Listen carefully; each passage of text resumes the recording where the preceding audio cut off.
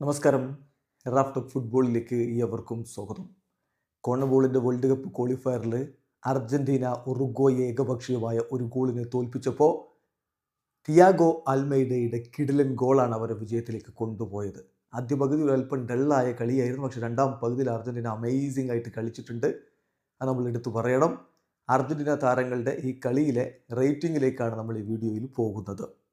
മത്സരം 1-0 വിജയിച്ചപ്പോൾ അർജൻറ്റീനയുടെ ഗോൾ കീപ്പർ എമിലിയാനോ മാർട്ടിനസിൻ്റെ റേറ്റിംഗ് 7.5 ഡിഫൻസിൽ Nahuel Molina 6.8, Cuti Romero 7.2, Nicolas Otamendi 7.3, Nicolas Tagliafico 7.5, മധ്യനിരയിൽ Leandro Paredes 7.4, Alexis Mac Allister 6.9, Thiago Almada 7.3, Enzo Fernandez 6.4, Giuliano Simeone 7, മുന്നേറ്റങ്ങൾക്ക് ചുക്കാൻ പിടിച്ച ഹൂലിയൻ ആൽവരസിൻ്റെ റേറ്റിംഗ് 7.4.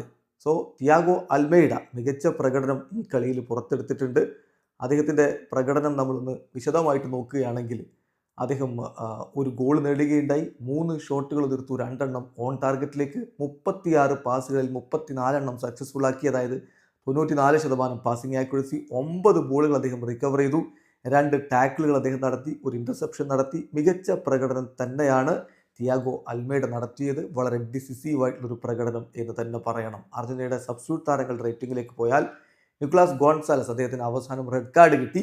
അത് അർജന്റീനയ്ക്ക് ഒരു തിരിച്ചടിയാണ്. ഏതായാലും 69-ാമത്തെ മിനിറ്റിൽ ഹൂലിയാനോ സിമിയോണിക്ക് പകരമാണ് അദ്ദേഹം വന്നത്. അദ്ദേഹത്തിന് റേറ്റിംഗ് 6.5. ഇസിക്കിയൽ പലാസിയോസ് അലക്സിസ് മാക്കലിസ്റ്റർക്ക് പകരം 80-ാമത്തെ മിനിറ്റിൽ കളത്തിലേക്ക് വന്നു, റേറ്റിംഗ് 6.5. ലിയാൻഡ്രോ പെരഡസിന് പകരം ലിയനാർഡോ ബലേഡി 87-ാമത്തെ മിനിറ്റിൽ കളത്തിലേക്ക് വന്നിരുന്നു, റേറ്റിംഗ് 6.4.